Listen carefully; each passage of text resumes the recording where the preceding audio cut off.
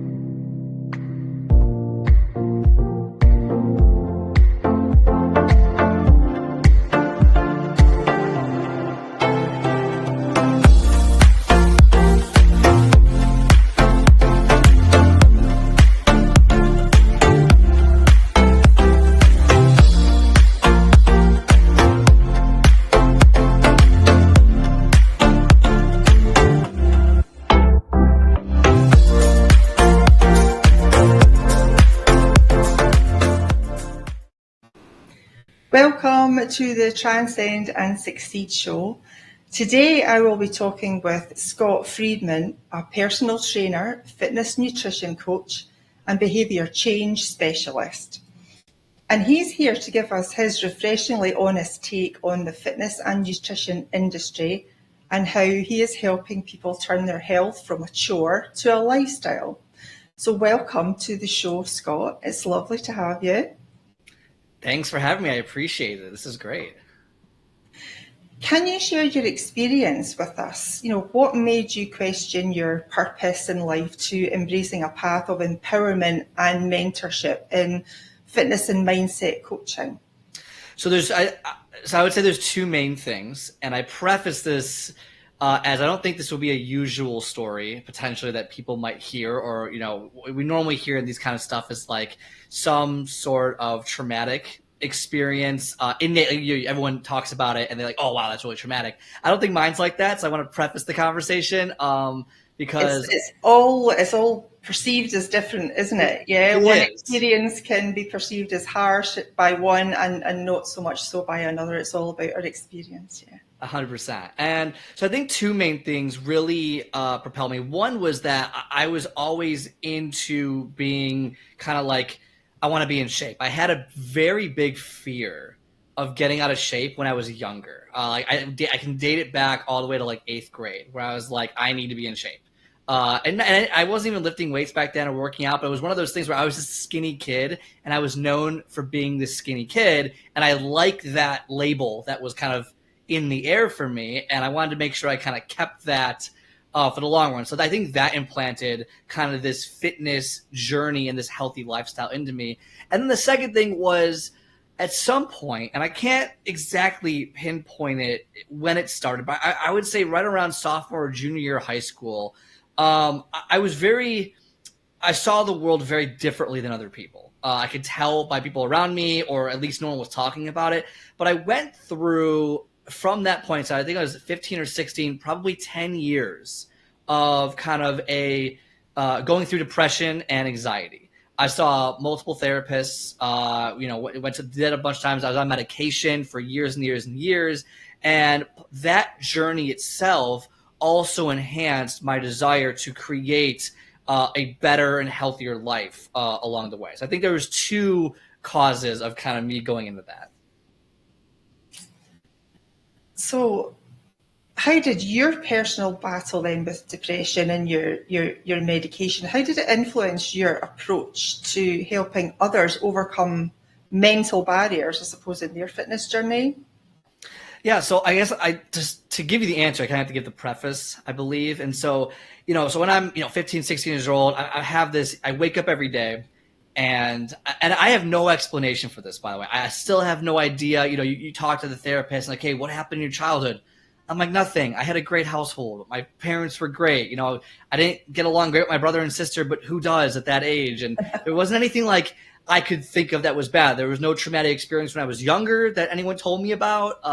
It was just, I wake up and I just had this I'm not sure if nihilism is the word, but like, what is the point of all this? This seems so meaningless. A very meaningless kind of feeling to it. I wake up every day. How do I get out of going to school? School is brutal. I hate it. This sucks. And I had plenty of friends. It wasn't like I was by myself. Plenty of friends. I was involved in some sports. I wasn't the coolest kid, but I wasn't the nerdiest kid. I was right in the middle. Like nothing you can point to that would indicate why I was going through this. And so high school ends. I go to college, and it gets worse. I think I have control. I just battle through. Man, it's fine. This is how life is. I'm just gonna be not happy, not sad. Just kind of like every day is didn't mean anything.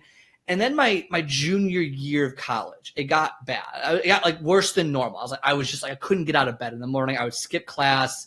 I think drinking probably, I'm 21. Drinking probably did not play a good role in this, because drinking's a depressant. So as I drank, I would wake up hungover and even more depressed because I was drinking. So that probably played a pretty big role.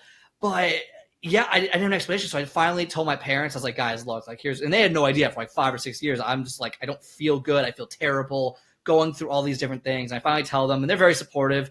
Of course they blame themselves, which is it was not my intent.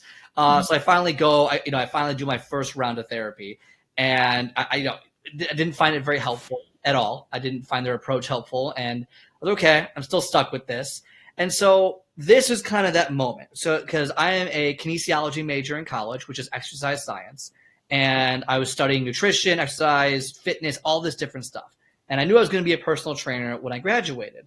And I was like, okay, well, what if, and I've been, you read all these textbooks, I go, there's clearly a line here of being in shape and living a longer and higher quality life. There is a direct correlation. I said, okay, well, what if like I could use fitness in a way that helps me, at least curb the depression, make me feel, instead of feeling like a 2 all the time, maybe I can feel like a 5 or 6 all the time, right? Maybe I can get that up by using fitness in a different way. And really kind of what started me on the journey is realizing there's something wrong. I have no idea what's wrong, but all I know is that there's something there. Now, I didn't mention along the way, I did get from, I believe it was like senior year of high school, or maybe it was sophomore, whatever it was. I took pills. I forgot what it was. It was my parents had to get approval because I was whatever it might be, and because I was on their insurance. That's why I was like, why do I need approval? I'm 21.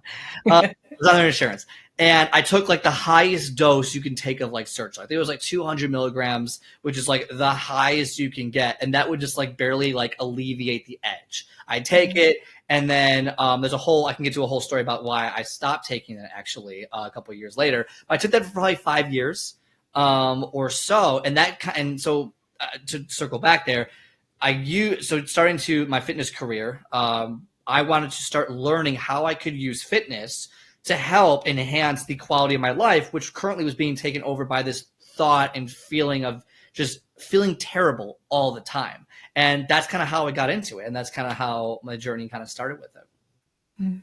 Okay. And I know when we had a good chat beforehand, but tell us about your key pillars or principles that you emphasize for individuals striving to achieve their goals, both in fitness and in life in general.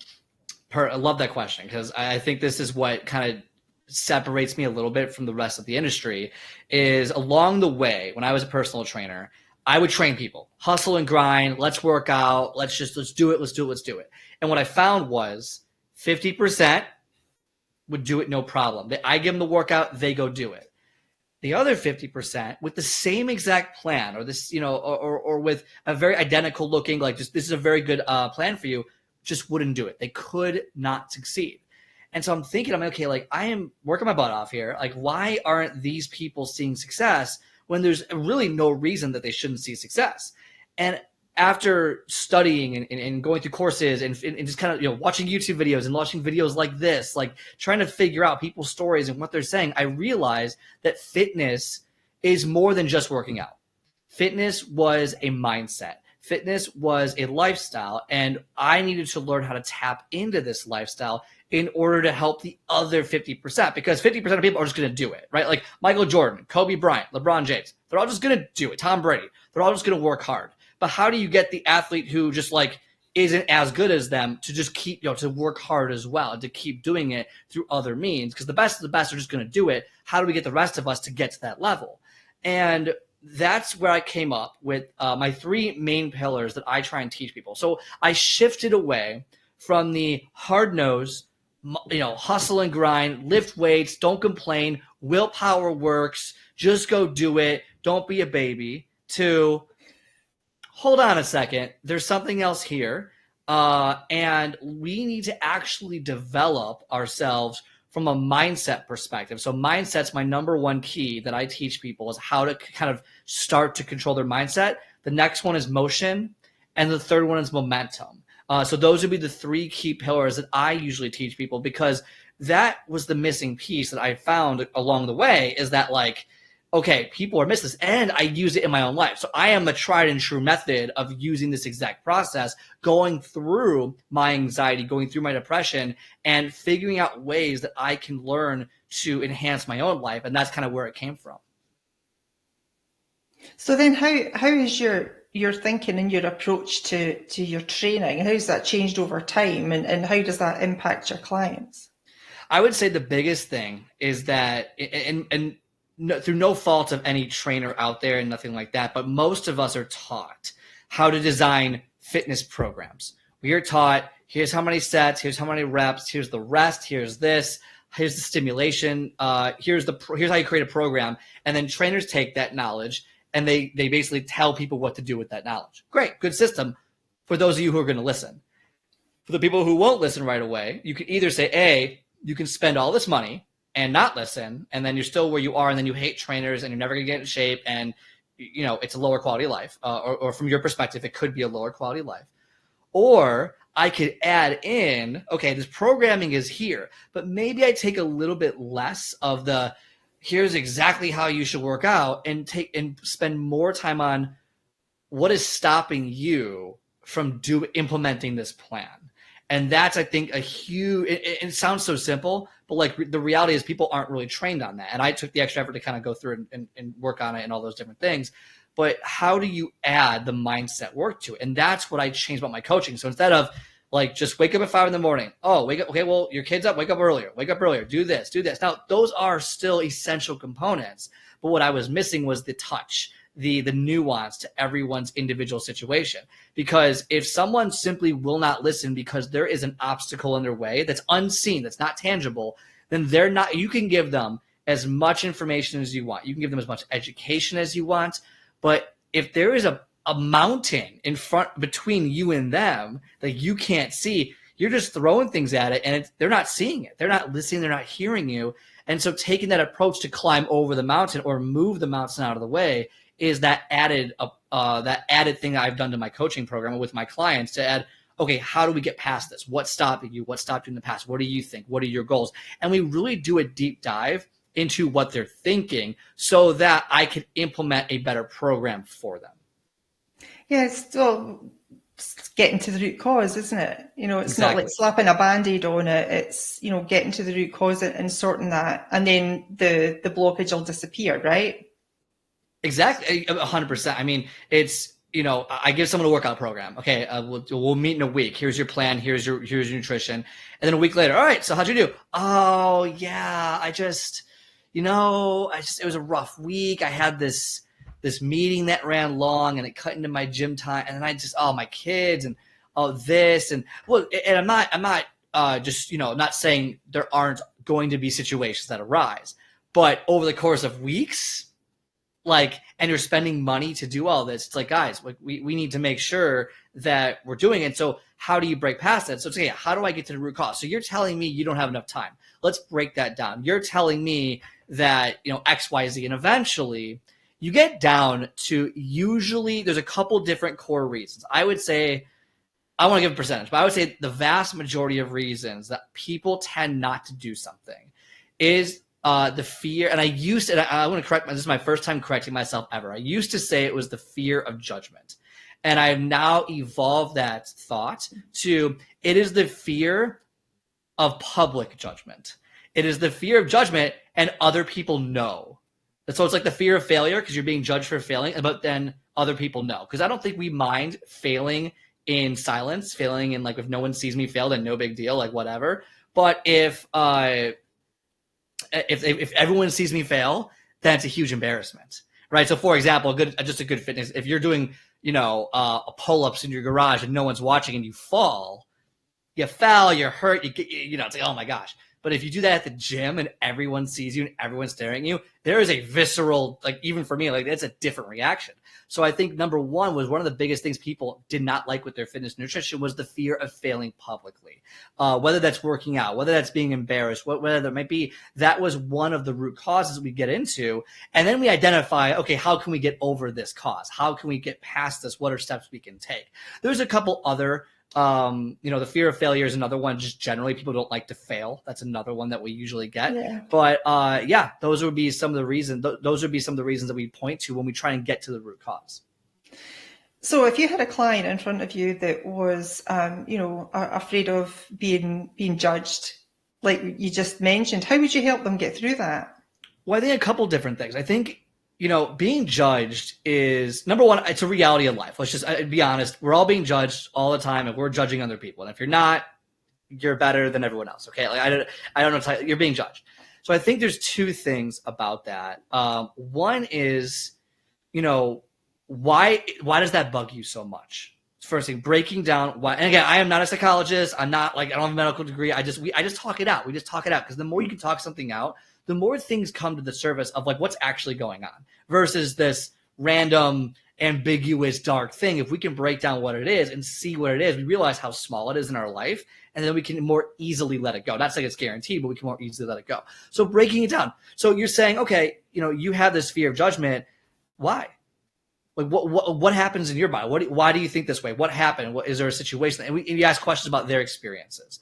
I think that's that's the first thing I would do, is ask about their experiences, because there's probably something that has happened, or they've built an identity based on something that they feel is important. And if they fail, that disrupts their identity. If it disrupts their identity, then potentially they might be an outcast. And one of our biggest fears is to be an outcast and not be accepted in society. That's a huge driving factor for a lot of people. So you break that down, right? And you go to the worst possible case scenario, and then you really, how realistic is this worst possible? Like, how realistic is it if you fail and you fall at the gym, or you don't lose the 20 pounds you said you're going to lose, that you're going to lose all your friends, no one's going to talk to you, you're going to lose your job, everyone's going to hate you, and you're going to have all these different horrible things that we imagine for ourselves? Or is it going to be like 5 seconds of like annoyance, and then you're just going to move on, right? And we break down to kind of create more of a logical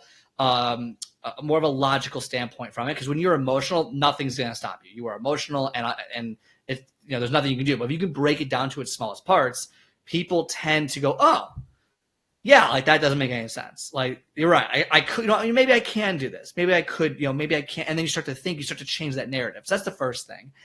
The second thing is something I like to call, and this is my nerd coming out, so I'll try and make this as non-nerdy as possible. But basically, it's, you are the main character in your own life. Fact.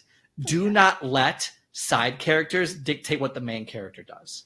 Like, no one in the world has any right to tell you what you should be doing and what you shouldn't be doing when it comes to, your life, right? Like, inherently, okay? Barring anything illegal. Okay, let's just, let's take that out of the equation. Like, why would I let my friends who doesn't know, everything about me tell me why am I seeking their approval? Why do I need someone else's approval in order to live my life? Don't give main character energy to a side character in the show. Okay, Iron Man doesn't care what some nobody in the street thinks, right? Like, it's his life. He's going to live it. It's your life. You have to live it. And I think when you shape that perspective of, you're the main character, so are you going to live it the way you want to live it, or are you going to live it the way someone else wants to live it? And to put it in even a bigger perspective, the chances of you personally being alive or being born at all right now is 1 in like 400 trillion. Okay, everyone is so unique. It's so difficult to get to where we are. Why would you allow a emotional feel that we can break down of someone else to get in your way? And then, of course, within that, I know I've been rambling, so I'll let you go. But no, it's good stuff. It's good stuff. I hope so. And of course, within the main character energy analogy that I use, there's also you can ask yourself some questions. Okay, so let's say you're at the gym and you embarrass yourself, and someone that you've never met looks at you and makes fun of you. Well, first off, ask yourself, okay, first off, I don't even know who they are. So why would you, if you don't know who they are, don't care. Like, you know what I mean? Like, just draw a line, like make a notepad. Don't know who they are, don't care, right? Do I know who they are? Yes. And do they have an impact on my life? No, don't care. Right. And you go through this list. Do I not know who they are, but so on and so forth. And you go through all the different scenarios. And at the end of the day, you narrow down who you really should take advice from to a very selective few people. And it comes down to, do I know them? Have they been where I've been? And can they help me? And do they have expertise to help me if they're trying to help me with something? And unless those handful of things are true, then why would I ever listen to someone? So if someone is, let's say, a trainer, or let's just say some guy in the gym or some girl in the gym is making fun, oh, you should do this, while they're eating a Snickers bar and they're 80 pounds out of shape, it's like, not sure, and I don't know who you are, I'm not sure I'm going to let your opinion of you dictate what I do with my life, even though I was embarrassed. And so it's all about figuring out and identifying from a logical perspective whose opinion we might want to listen to. And the same goes for coaching, or even on when you're, or anything like that. If the coach has been where you've been, check, awesome. If the coach has taught someone else what you're trying to learn, great, even better. If the coach has taught someone else what you want to learn, but they've done it multiple times, awesome. That person you might want to listen to. But if the coach has never been where you want to be, or has no expertise or knowledge in that field, they haven't taught someone, like, why would I ever listen to them? And so that's how I use the same approach with clients. When they come in front of me with judgment, it's like, well, let's break that down. First off, who is this person at the gym that you're trying to impress, and why do you care what they think? Right. And then when you're able to actually get someone when we were all kids, we always just ask why. I just ask why for 25. I'll just ask you why for 25 minutes until you tell me the honest truth. And then we can break down, okay, how do we get over this hill? How do we get over this? And I think that's the approach that I've learned to take now that I understand that the mindset plays such a drastic role in our success. Totally agreed. I think we all put too much energy out there to what other people think about us. Yeah. And really, we're trying to put energy out there to people that we can't control their thinking. We can't control their opinions. So at the end of the day, what is the point? Right. Right. And it's one of those things where it's like, I heard this quote the other day. It's from like Alex Hormozy. So if your fan base knows him, very famous guy. He just became like super famous like a year ago, and he's a big fitness / business guy. And he basically said, if I sell a product, people get mad at me that it's not free. And if I give a product away for free, the other people are mad at me for not selling it. And so like, you're never going to make everyone happy. No, and so never. And then why should we do it? Like, why should I make, and also, does their opinion actually matter in my life? Because in 40 years from now, am I going to be friends with this person? Are they going to matter in my life? And am I going to live with regret? And that's another concept that we talk about is like, would you rather try now and put it in there versus living with regret 30 years from now? And I think that's another concept that people don't necessarily look into, because it's like, I'd rather not have the approval now of someone knowing I did it my way, or at least I tried my best, even if I failed, versus always thinking, I could have done that. I could have been in shape. I could have done this. And then you live with that kind of that guilt, that regret for not going for it when you could have. And not to say it's too late for anyone. I'm just saying, when we're in our 80s, 90s, 100s, 110s at this point, that those are thoughts that people come to. And we talk about that as well. Mm-hmm. Well, that's great that you because that's really, inner work, doing a little bit more of inner work, doing that deep dive, as you said, and that's fantastic. So that's partly, self-reflection. Is self-reflection something that you encourage people to do in general, or is it only when you find that somebody's been a bit resistant? I don't recommend it to everyone, because their personality type isn't for it. For example, I hated self-reflection and meditation when I first came out. Again, I was this, lift heavy weights guy, work hard. I don't care about woo-woo yoga or meditation or reflection. That stuff's for monks and people who don't know what they're doing. Now, after really going and using this as part of my own journey to get through my own areas of struggle, I don't recommend it for everyone. I think everyone has their own thing to do, and there's different methods of self-reflection. One, you have kind of that short form meditation. You have long form meditation. You can do journaling. That's self-reflection.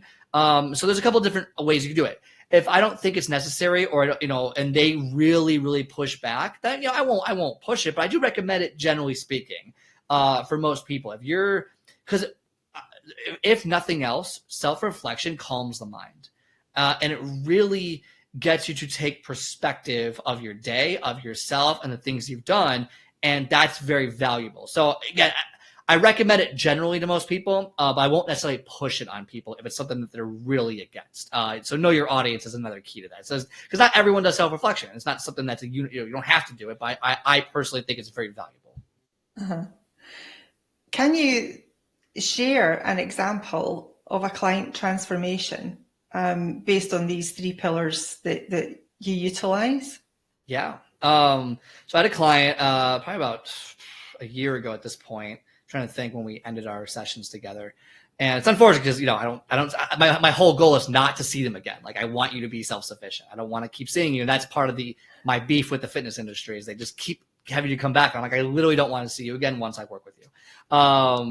But yeah, so one transformation was I was with this client, and I'll change names and everything, but she was having trouble starting her workout. And so I started with the normal, okay, here's your routine. Take a picture of your fridge. Like, let's do all this stuff. Like, let's go through what do we need, what do we not need, what do you have to have? Went through everything. We came up with the best diet plan and the best workout routine for her time, right? How much time do you have? What are you willing to give? What's the ramp up model we're going to use? And it was great. I put hours of effort into this thing. And after 2 weeks, I realized very quickly that she wasn't going to do it. She said she was going to do it. She was committed to it.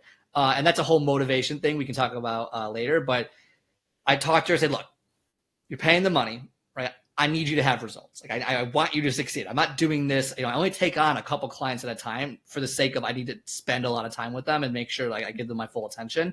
And I'm like, what's going on here? And we had a long, probably 25-minute conversation. And at the end of it, she's crying because we really got down to the truth. And the truth is what we talked about before was she was nervous that she was going to fail. She was nervous that she was wasting her time, that she had, not to give too specifics, but that she didn't feel like she was enough. She didn't feel like she was worthy to lose all this weight. Our goal was to lose like 60 or 70 pounds. And she didn't feel like she was worthy to do so. And so we broke that down. And I think part of it also was she felt overwhelmed with the workout program, this amazing thing. And she thought, I did too much too soon. So what we did was we broke it down even further. And we're like, okay, let's break this down even further. Let's start over. Forget the workout program. Forget everything. We're done. Here's what we're going to focus on. I want you to go for a 10-minute walk after this call while you're motivated, while you do it. And I want you to reflect on how you feel right now, sitting down for 4 hours, previously, and how you feel standing up. And I want you to write that down immediately and text me and whatever it is. 10-minute walk happened. She tells me, Scott, that was amazing. I went for 30 minutes. I said, okay. So now so first off, great job. She felt so much better, had more energy. Her thoughts were more clear. Because when you're sitting down all day, your thoughts just kind of mush together in your brain. And then when you stand up, finally oxygen goes to your brain and you start to kind of like, wow. Like if you're ever trying to make a decision, here's a good tidbit. If you're ever trying to make a decision and you've been sitting for a bit, stand up. Give yourself 10 seconds, stand up, move around, then make your decision. You'll make a different decision. Because like when you're sitting down on the couch watching TV, it's so easy to say, no, I'm just going to have that bag of chips, or I'm not going to go to the gym, or I'm not going to do this. Versus if you stand up, you realize, all right, I'll go to the gym, or okay, I'll do this. I'm not saying do anything else other than stand up for like 10 seconds. You will feel significantly different. I know it works for me when I'm having those mental dilemmas. But back to the client. It's so she starts walking. I said, okay, our new plan is to start walking. Let's go walking. Can we walk for 10 minutes every day? She's like, yes. I said, are you sure? Maybe we start with 4 days a week. Intent walking. So we started focusing on steps. And from the beginning of when we worked together, she was doing like 500 steps a day. To at the end of when we were working together, she was doing 7,000 steps a day. Now, what I pride myself on in this situation specifically was that we finally created a way to move that mountain out of her way so that she can build the confidence in herself to keep moving forward. And that was our goal at the end of everything. Say, hey, we need to get you confidence because you know how to work out. You know how to do all this stuff. It's not complicated. Just start walking. Just start adding to it. And so by the time we were done, she was doing 7,000 steps a day. She was working out twice a week, and she had more confidence than ever. She was feeling great. And it was a major kind of mental transformation because now that she came to the realization of what was holding her back, she was able to go back to it if it ever did hold her back and say, okay, I know how to get past this. I have created the social proof that I can do this walking for 10, 20, 30 minutes a day. I can burn all these extra calories. I can eat healthy. We've created the social proof for her. And now she is able to use that in her life moving forward. So let's say it's something. So we went over her mindset. We got her moving with the motion. And when I say about motion and momentum is a little different, motion is the concept of moving, but anyone can just move. It takes a little bit, it takes momentum to move in the right direction. So you could move in the wrong direction. That's movement. We got to get her moving in the right direction. So like, for example, movement. Okay, I'm going to go eat food at this time every day. What I need you not to do is have Dunkin' Donuts.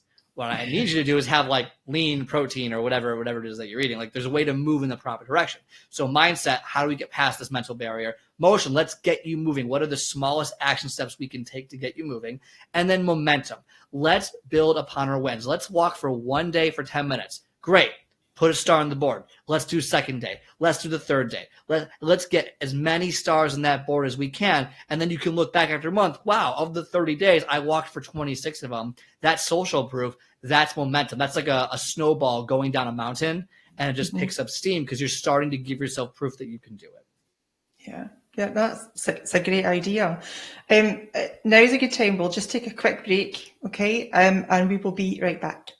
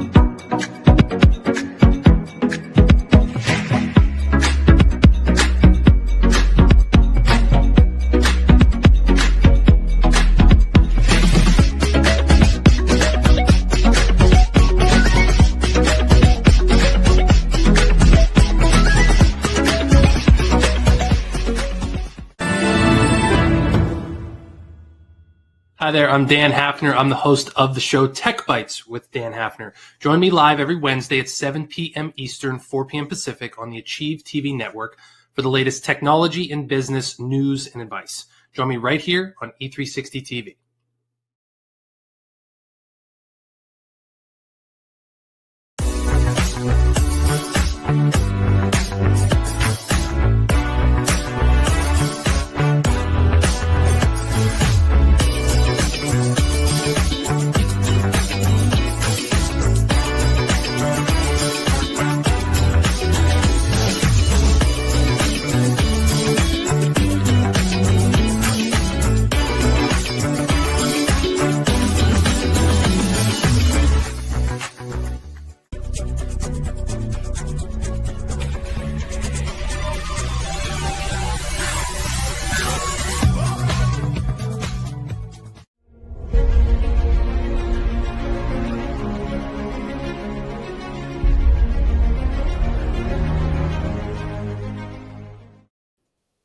And welcome back.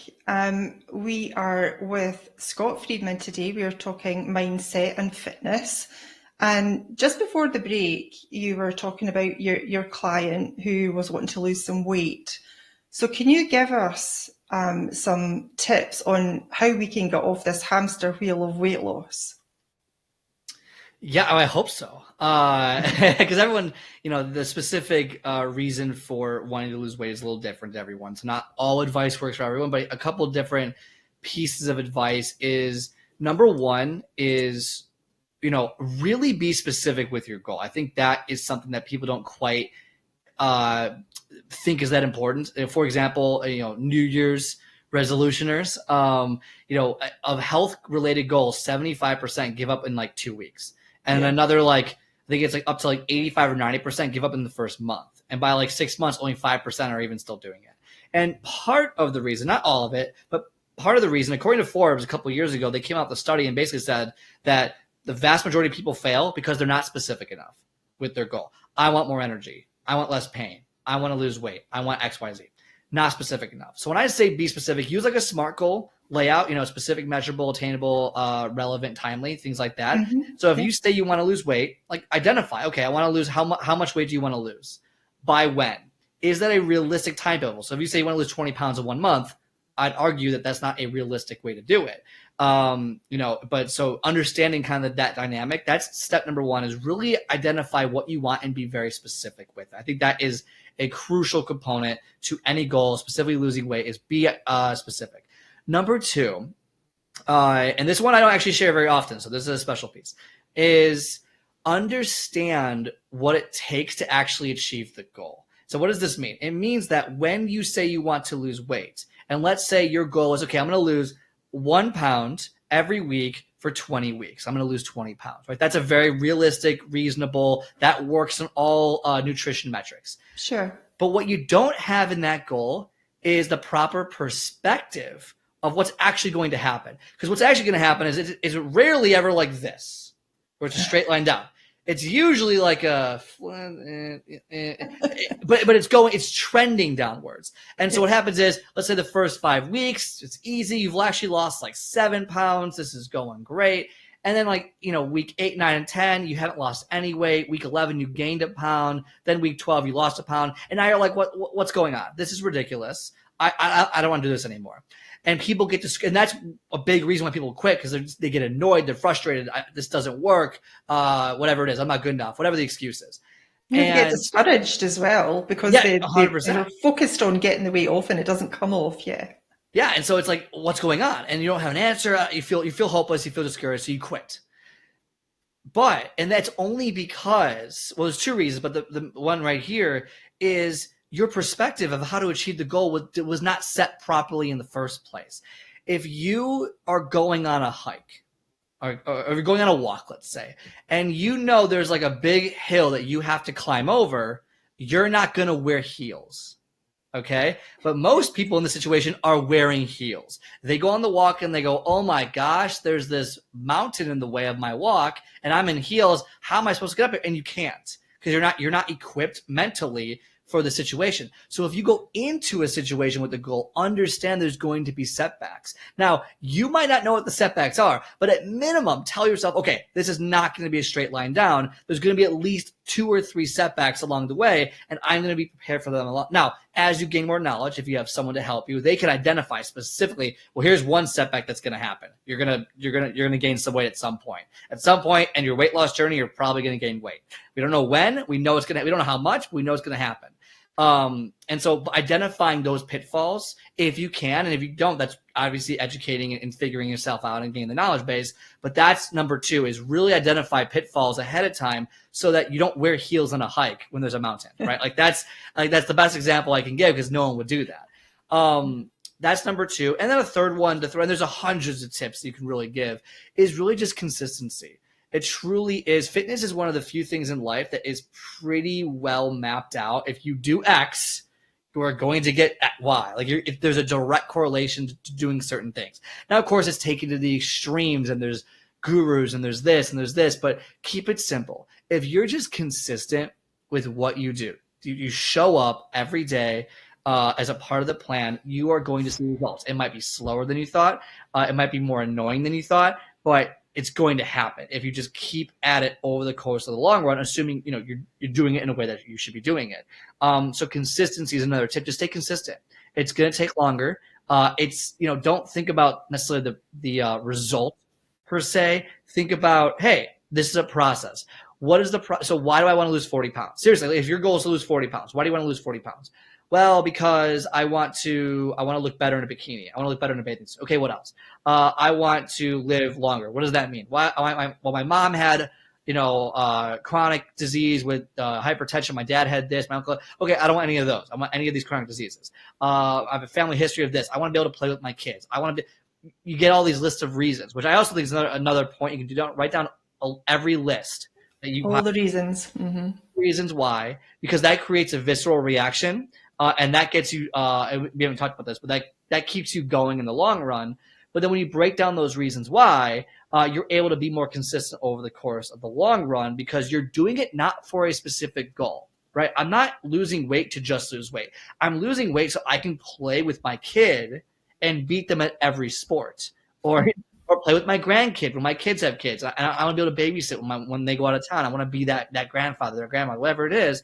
I'm not doing it to lose the weight. I'm doing it to create a higher quality life. I'm doing it to create longevity. I'm doing it to create less pain. And so it's not actually about the weight loss necessarily. It's about creating a higher quality life. And as long as you're consistent and you keep pushing forward, you just show up over and over again, you are slowly, even if the goal takes longer than you thought, you are creating that higher quality of life. And in 20 or 30 years from now, you're going to reap all the benefits of that.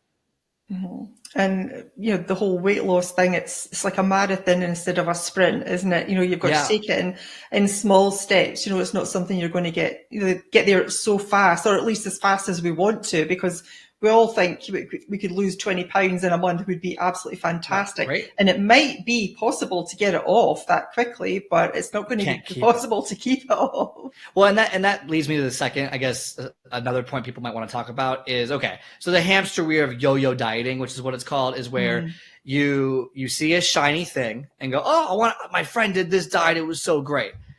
And then you do it and you see results. And then what happens is when you go off the diet, when you stop with their protocol, and most protocols have you buying very specific things. If you're doing Atkins, you're not doing carbs. If you're doing keto, you're not doing carbs. If you're doing carnivore diet, you're only eating meat. If you're doing whatever it might be, there's a very specific protocol you have to follow. And a lot of the time, it might not be sustainable. Some people can do it, some can't. But unless you want to live that way your whole life, eventually, let's say you lost 20 pounds, you get off the protocol. What happens? Well, you didn't actually do anything to build habits, build knowledge, or build confidence, and to live life normally again. And you have none of the skill set to do it. So you start gaining all that weight back because you're no longer in the protocol. And then, that diet didn't work. Oh, that sucks. Next thing. And then you go to the next one. Same thing. Follow their protocol, an external factor, an external protocol to try and achieve an internal result. And so what I always tell people is if you want to achieve long-term success and not on the hamster wheel of someone else, I do their stuff, I get off their stuff, I do their stuff, I get off their stuff over and over and over again, is just do what is sustainable long-term and build your knowledge base so that you understand why and what you're doing. I know people don't want to learn everything, but it also is your body. It's also like you should have a baseline knowledge of maybe I shouldn't eat these 4 ingredients anymore because these are the 4 ingredients that are terrible for me. Maybe I should do this, just baseline information so that they can feel confident, because it truly does not take a lot of information or a lot of knowledge to live a healthy life. I'm not saying that you're going to be a bodybuilder, you're going to be that person on the beach with just a baseline knowledge, but you can live a relatively healthy life. People today still think if they go to Wendy's or Burger King and they eat the burger, it's not that bad for you because, I'm having protein in the meat. And I'm like, well, you forgot about all the fats they cook in it. You forgot the bread. You forgot about the processed cheese. You forgot it's like you don't realize that actually is unhealthy for you. So a baseline knowledge is very important. So if you want to get out the hamster wheel, having a little bit of baseline knowledge of just a couple do's, a couple don'ts, and then doing that is a great way. And then you don't spend all this money, all this time constantly going 6 months at a time, losing, gaining, losing, gaining, losing, gaining, because that's what happens. Because you're relying on something else and not relying on yourself when inherently you need to rely on yourself. And it's okay if you want to hire a coach or something, that's fine. But as long as you can leave that coach getting all that information.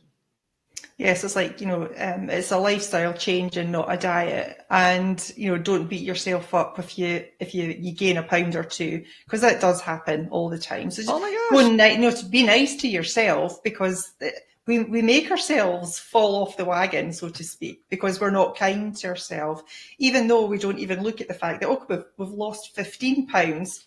But I've put on a pound this week, and that's when they get all depressed and fall back. I'm probably very guilty of that myself. Yeah, if you just change that mindset of, and I understand this is still tough for me. So I don't say this as someone who's like, I mastered this. It's tough for me. But when you focus less on the goal and more on the journey, you tend to see significantly better results because you're in it for the long run. You're in it for the 10 to 20 to 30 to 40 years. You're not in it for the 6 months. And just trying to do that. Because I guess what happened, if let's say your goal is to lose 40 pounds. Okay, you do it. Then what? Do you think you're just magically a new person? Is that has your life changed the way you thought it would? Like, what's next? And if there's nothing next, there's no other goal. If you're at the ideal weight you want to be at, then what happens is you start to revert back because there's no other goal. That was the goal. So that's why I have people really break down and understand, like, it's about the lifestyle, not about the goal, because the goal gets us the lifestyle. And that's what we really want. And that's kind of how I try and change the phrasing, the narrative in someone's mind, because if it's just to lose 40 pounds, I can get you to lose 40 pounds. But you're probably going to gain it all back unless there's a deeper reason than just losing 40 pounds. Because once you get there, are you going to be able to stop? Are you going to be able to keep doing what you're supposed to be doing? Or I achieved the goal. That's why so many people, like, when you see, like, go to a sports analogy, after a team wins the Super Bowl or a title, it's very difficult to repeat because a lot of people just wanted the title. And it's difficult to work as hard again the next year. That's why most teams do not repeat. Let's say in NFL specifically, because they are not as, I wouldn't say they're not as committed, but like that journey up was so difficult. They just wanted to achieve the goal versus like a Tom Brady who's won 7 championships and multiple different repeats, where his goal is, I want literally to crush everyone all the time, and I have to win to do that, so I'm going to win every year. Versus I just want to win the Super Bowl. It's the same thing, but there's a different process behind it. I think you're helping people that are looking to lose weight really change their perception about how to do it. I think what you're giving is excellent. I really like it, and I hope people get some really good benefit from it. Tell us then, what is the biggest lesson that you've learned on your journey? The biggest lesson I've learned is I've learned a lot, like a lot of lessons. There's a couple recently that I really love, but I think the number one is that self-reflection is extraordinarily important. I find that to be something that really keeps me from multiple parts. But self-reflection, in whatever form it takes, whatever form you want to use it in, is very valuable. And at least for me, one, with keeping my mind in check when I'm having more down days, when I'm just not feeling my best, when things tend to creep back up and you start to think, oh my God, like, maybe I should go back on those pills, or maybe I should do this, or maybe I should go see some, like, self-reflection is very important because then I can at least talk to myself, be honest with myself.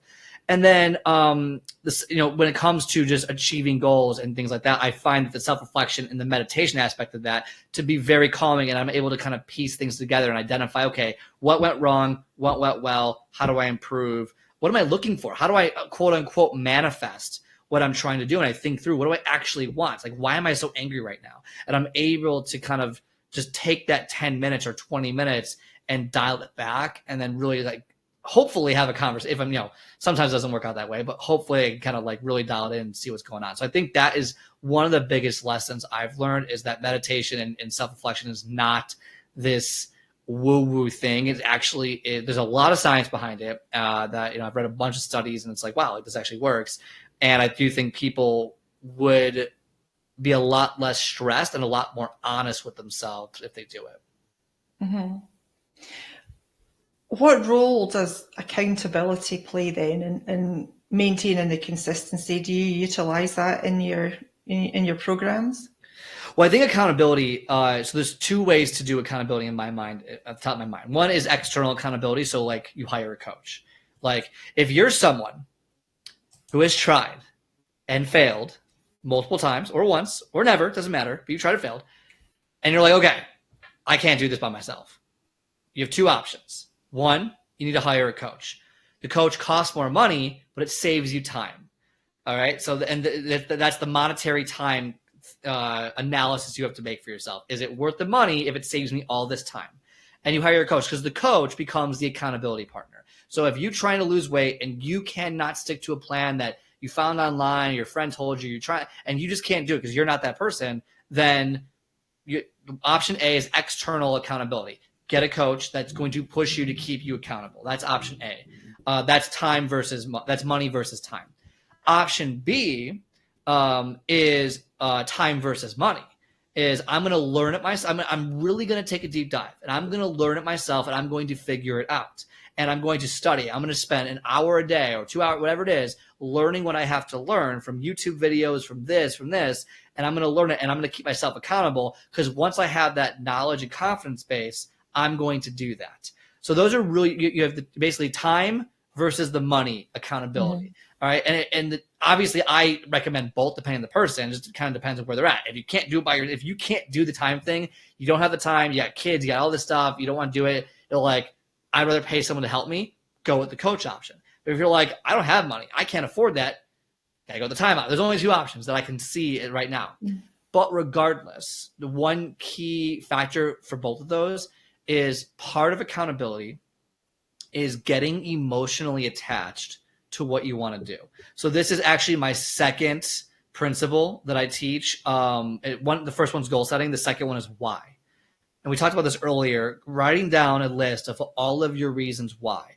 Your why should create, and you should be able to write a page. 25 different reasons of why you want to achieve what you want to achieve. If you can't, it's probably not a good goal. All right. And it doesn't matter what the reasons are. It could be, I want a six pack because I want people to look at me. I don't care. Great. As long as it's important to you, go for it.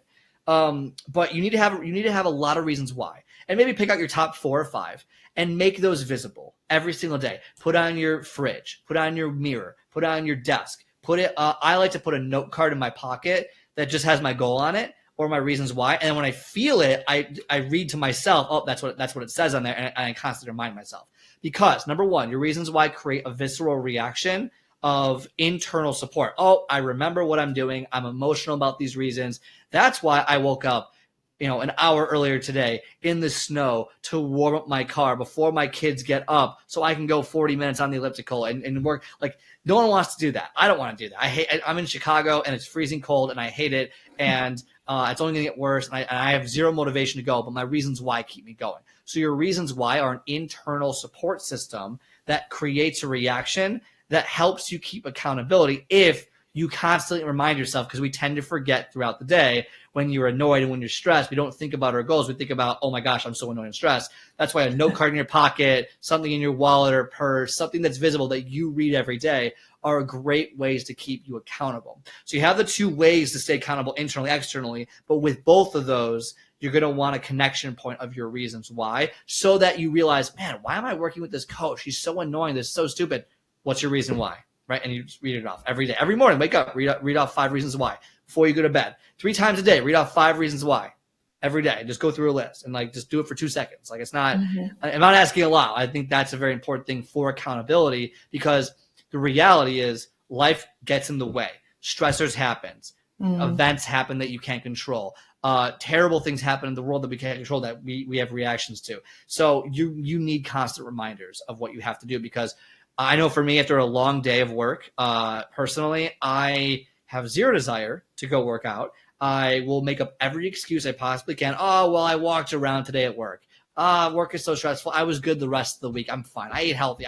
I'll just skip them. I'll do every excuse not to work out after work. I know that if I try to work out after work, I have an 85% chance failure rate. So but my reason why will help increase the chances of me succeeding if I push forward with it. So the accountability by itself is not there unless I keep reminding myself why I should be doing what I'm doing. Okay, great. And that's a good idea. The card. I like that. I stole that from Bob Proctor, who's like the godfather of, I think it's mindset, really, the godfather of like the 7 laws of the universe. If you don't know Bob Proctor, I stole that little note card thing from him. So give him credit. He recently passed away like 2 years ago. So he was very recent. That's sad. Yeah. Okay. I know you have an offer. Do you want to tell us about that? Yeah, I think it says on the screen or whatever, but I have a website, scottspeaksfitness.com, where I do a free, complimentary, zero strings attached power call where we basically tactile go over what your goal is, and we figure out how to get you from point A to point B significantly faster. So you can go to the website. It's on a couple of different tabs on the website, but it's very easily just scroll down. It's right there. Free power call for anyone that wants to do it. And of course, there's always the ability to, if you want to do coaching later, we can always talk about that. But no, for real, that's it. Just free power call in perpetuity if you want to sign up. Also, let me know you came from this show. I'd love to know if you came from the show. So put it in there so that way nothing funky happens. I see it goes through. But free power call to go over your goals and to see how I can help you get from point A to point B way faster. Great stuff. We've got about 60 seconds left. Do you have any upcoming projects that you want to tell us about?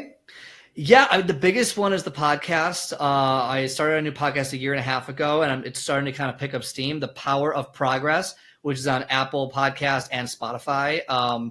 It's an audio. I'm starting to put it on YouTube as well. There's also a YouTube channel, The Power of Progress, but haven't really figured that quite out yet. But Power of Progress, mindset, emotional momentum, short 8 to 10 minute audio clips to kind of help you to get through your day with tips and tricks, just like we talked about here.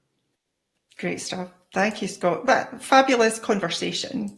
I'm really glad you agreed to come on and talk to us. I want to say a big thank you to you. Thank you so much. And thank you also to the viewers, whether you're watching live or on demand. We hope you tune in next time.